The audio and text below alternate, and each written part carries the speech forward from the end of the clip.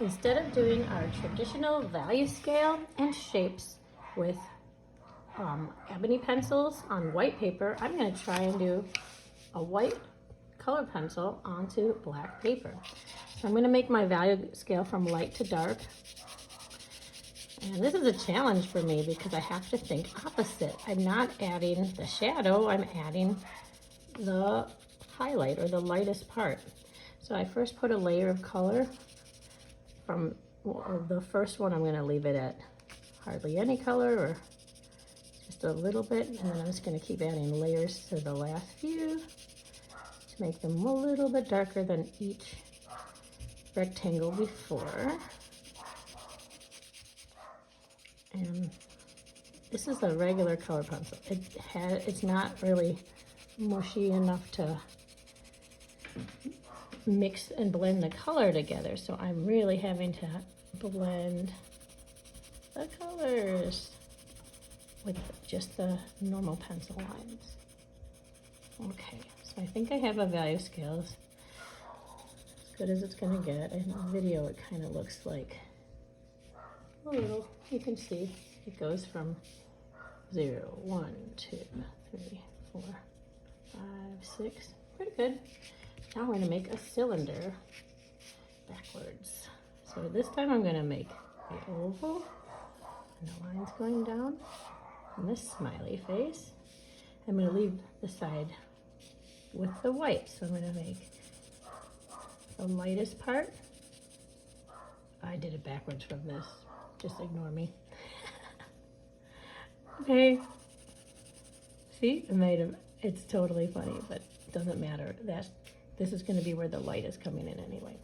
So the light is coming in from the right, and I made these vertical lines get a little bit darker as they go along. So the layers would be really thick near the sunlight. So I'm pretending, ignore this dude up here. The sunlight's coming from this angle there. So I can make a smaller value thing. It's very early in the morning. Just remember your teachers coming up with things that are hard for brains. So this time I'm going to make this the lightest side and keep layering it. That's my dog making weird noises. Sorry about that. Barking.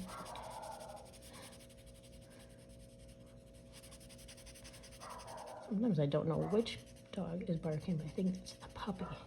He sounds like he found something outside to bark at. So now the light is coming from, I'm just trying to put a piece of paper over the top. The light is coming from here. I'm going to make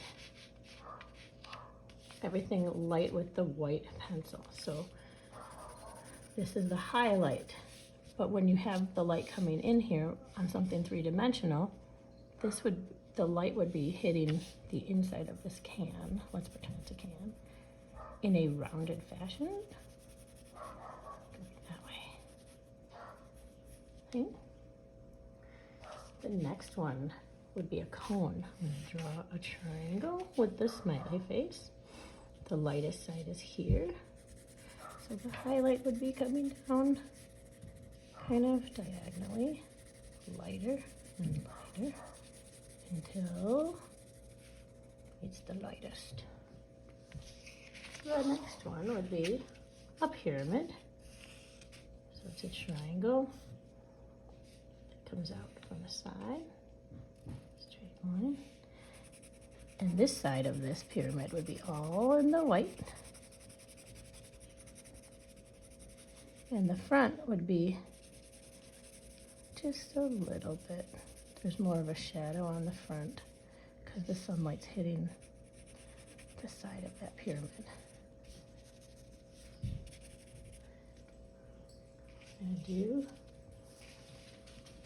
the rectangle now. I'm going to zoom in on these because I feel like this is fine. It's time to focus only on this. And my lighting in this room is probably not the best. I'm going to draw a rectangle. I'm going to draw diagonals.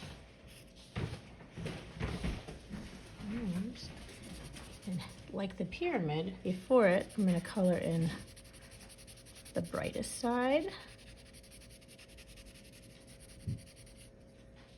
This, it kind of comes out like a cobweb in the corner, like it's sort of bright here.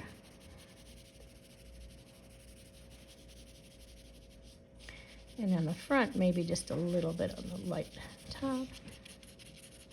And I'm doing cross hatching on that. You can see going back and forth, like vertical and horizontal. And the circle is next. I'm going to draw a circle. It'll turn into a sphere. And for this, the lightest part starts with like a little dot coming from the bright light. It's really bright. And then a medium light. It's always rounded, kind of like a crescent moon or an eyeball. It's like rounded, the pupil, but this time it's white. And I'm using circular motion on this. They call this scumbling. It's like a funny word. Scumbling, everybody. You may scumble.